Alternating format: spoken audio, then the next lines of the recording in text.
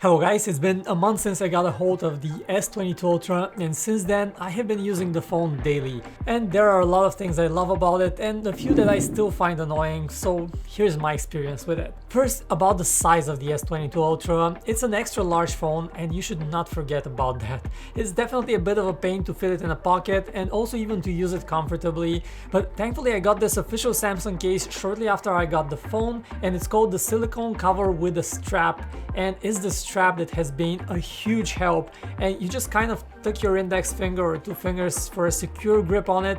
And in the beginning I was afraid I could just drop the phone when I have to kind of reach out to the edges to tap on something when I didn't have the case on, but with the case and with the strap on, it really is a huge help. So definitely check out the case, especially if, like me, you have smaller hands, you cannot reach the edges comfortably. This is a big help. Now, the problem with this case and most silicone cases is that it is extra hard to jam the phone in your pocket. It kind of gets stuck in there, and those sharp corners don't help with that either, but you kind of get used to that. Also, if you try to use the phone without a case, it's such a dust and lint magnet, especially around the cameras. Now you can try to clean it up, it's kind of difficult, but soon after dust gets in there again, and it's a personal pet peeve of mine. It's absolutely super annoying. Anyway, that's what's on the outside, but what about the inside? Well, on the inside, I'm happy to say that this phone feels fast, just like you would expect from a flagship, and probably even faster. And particularly the fingerprint scanner, for example, has been effortless. Well, even with the S21 Ultra I had some problems with the fingerprint scanner, but not here. It's all been great.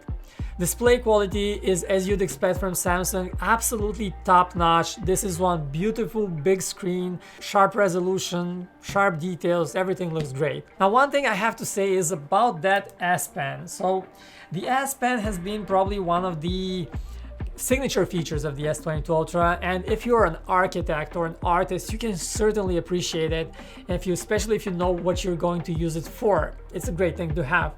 Now, for me personally, for this 1 month of use, I have thought of using the S Pen exactly once. And that one time, I actually figured I could annotate a photo better just using my fingers, so I didn't end up actually using it. So for me, the S Pen is completely useless, and I really wish there was a Galaxy Ultra model for people just like me who could just opt out of the S Pen yet still get the Ultra experience. So the thing that used to bother me the most in the first few weeks of using the phone was actually battery life. Now, the phone comes with a 5000 mAh battery, you probably already know that. That's a big battery size, but battery life hasn't been great for me. And with the war in Ukraine and having relatives and friends there, I have been glued to social media for hours on end, and I have completely cut back on listening to music, which I used to do a lot. So just with social media use, I'm getting between 4 hours and 6 hours of screen time, and the average has got to be around 5 hours, which is okay, and the phone does last me a full day, but never more.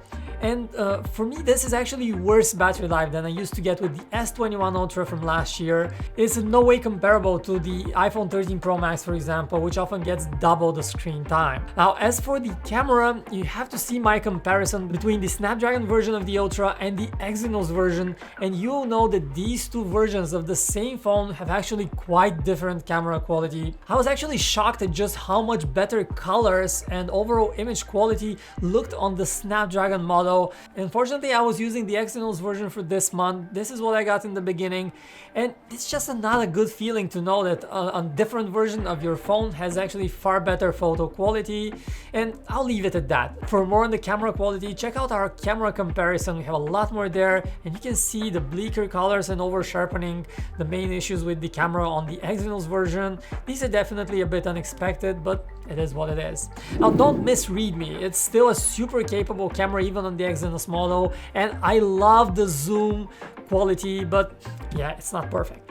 Now, as for storage, you get 128 gigs, no micro SD card, and if you are a power user, I would recommend getting the 256 gig version.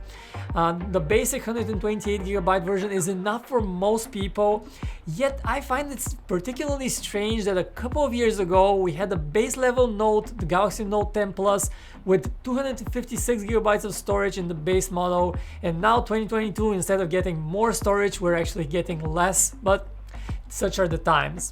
Now for sound quality, the iPhone 13 series have set the bar high with very good deeper bass that you don't usually get on a phone, and the S22 Ultra doesn't quite have that, but it's still loud and clear. If you're listening to podcasts, it will do a good job, but for music playback, music doesn't sound quite as good as on iPhones, especially certain tracks where you have a deeper bass. Well, of course, that is if you care about looking on the other side to iOS and iPhones, not necessarily the case for everyone.